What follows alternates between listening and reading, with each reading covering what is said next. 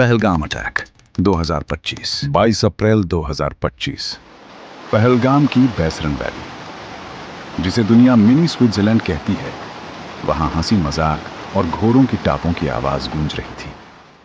लेकिन दोपहर के ठीक 1 बजे वो वादियां जो अपनी खूबसूरती के लिए जानी जाती थी, अचानक चीखों और बारूद के धुएं से भर गईं।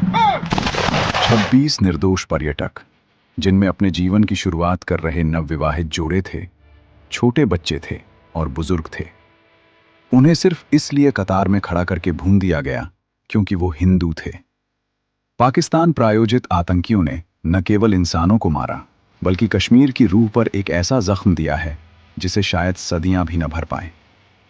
आज के इस वीडियो में हम सिर्फ खबर नहीं बताएंगे, बल्कि ये पूछेंगे कि आखिर कब तक, और क्या भारत का ऑपरेशन सिंदूर इस आतंक का आखिरी जवाब है। बैसरन वैली की भौगोलिक स्थिति ऐसी है कि वहां पहुंचने के लिए पैदल या घोड़ों का सहारा लेना पड़ता है। आतंकियों को पता था कि वहां सुरक्षा के इंतजाम कम होंगे। 3 नकाबपोश आतंकी हाथों में आधुनिक M4 कार्बाइन और AK-47 लिए जंगलों से निकले। उन्होंने पर्यटकों के ग्रुप को रोका। उनसे उनका नाम पूछा गया, उनका मजहब पूछा गया। चश्मदीदों के मुताबिक आतंकियों ने बेहद क्रूरता दिखाई।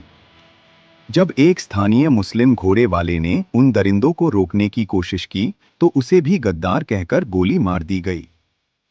मासूम बच्चों के सामने उनके माता पिता को मार दिया गया। जाते जाते एक आतंकी ने तंज कसते हुए कहा, जाओ दिल्ली में बैठे अपने आकाओं को बता देना। इस हमले की जिम्मेदारी TRF यानी द रेजिस्टेंस फ्रंट ने ली है, जो असल में लश्कर-ए-तैयबा का ही एक नया मुखौटा है। जांच में 3 मुख्य नाम सामने आए, बिलाल अफजल, अबीद नजीर और हनान जफर।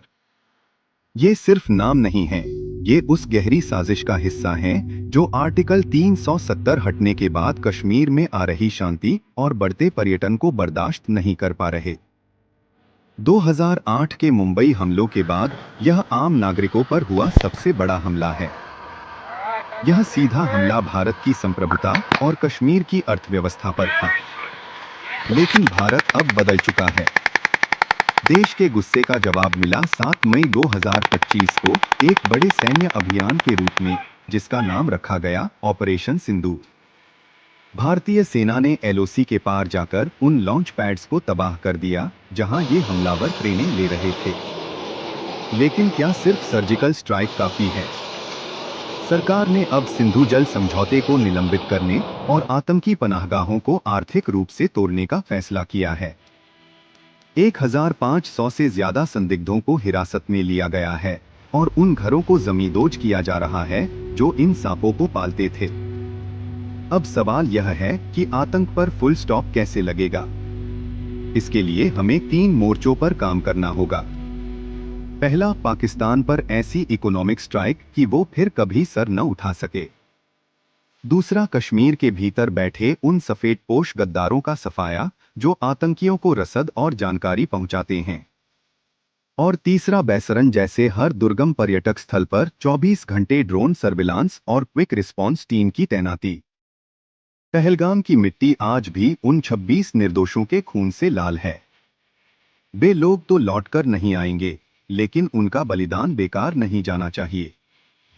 कश्मीर हमारा है और इसे सुरक्षित रखना हम सबकी सामूहिक जिम्मेदारी है। इस वीडियो को इतना साझा करें कि उन पीड़ितों की आवाज दुनिया के हर कोने तक पहुंचे और आतंक के आकाओं की नींद उड़ जाए। आप इस बारे में क्या सोचते हैं? क्या भारत को अब पाकिस्तान के खिलाफ एक आर-पार की जंग छेड़ देनी चाहिए? अपनी राय कमेंट सेक्शन में जरूर लिखें। जय हिंद, जय भारत।